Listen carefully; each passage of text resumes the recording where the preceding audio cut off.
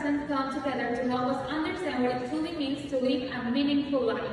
Throughout history, human beings have searched for purpose through service, love, honor, and personal success.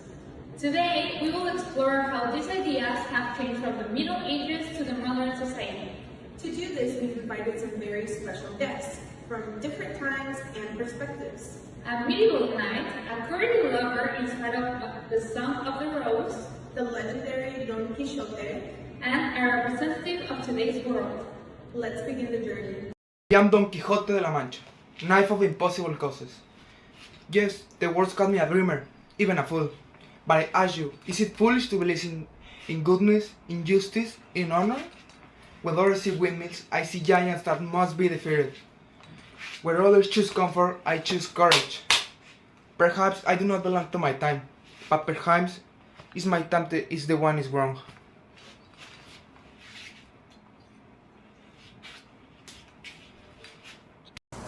I am a knight, sworn to a code greater than myself.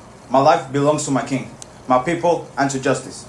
From a young age, I was taught that honor is not optional. It is everything. To protect the weak, to defend truth, to risk my life for others. This is what gives my life a meaning. We did not ask, what do I want? We asked, what is my duty? Because life without a service is a life without a purpose. I respect all of that. I really do, but life today is different. We are taught to find our own path, to build our identity, to pursue our dreams. We just don't follow duty, we choose our purpose. Love is no longer about suffering in silence. It's about communication, equality, and emotional health. And yes, we value success because independence matters, but maybe in focusing so much on ourselves, we've forgotten how to truly connect. In my time, love was not simple. It was an art, a discipline, a devotion. To love someone meant to admire them, to respect them, and often suffer for them. Love was not about possession, but about transformation. Through love, we became better, more noble, more human. Even in silence, even without being loved in return, love remained meaningful. Tell me, can love still exist today without sacrifice?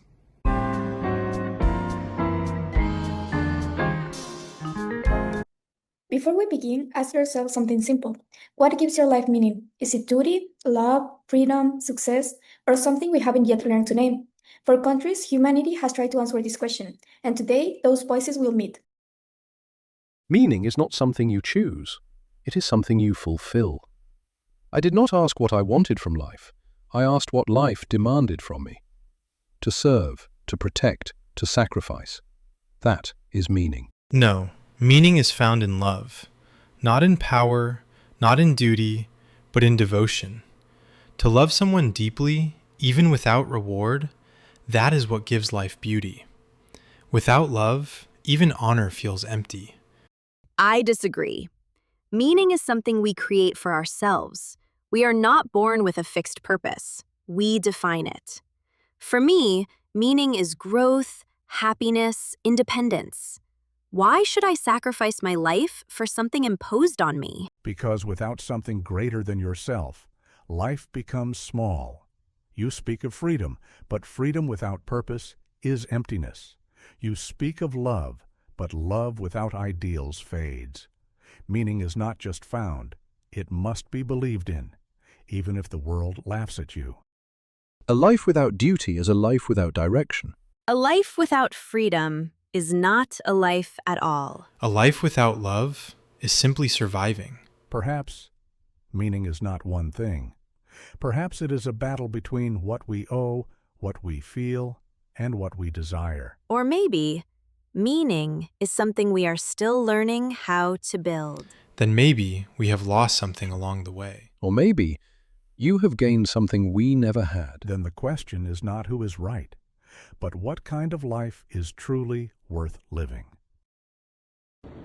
What we see is not just a difference in time, it's a difference in priorities. The medieval world emphasized service, unity, and honor, while modern society emphasizes freedom, individuality, and personal success.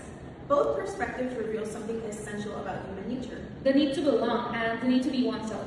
The need to love and the need to grow. Perhaps the true challenge is not choosing between past and present, but learning how to integrate both. Without sacrifice, there is no true community, but without individuality, there is no true freedom. Love today may feel faster, perhaps less deep, or maybe simply more honest, less idealized. We speak of freedom, yet many feel lost. We speak of love, yet many feel alone. There was a time when people stood together, and now we are all learning to stand on our own. But the real question is, must one exclude the other?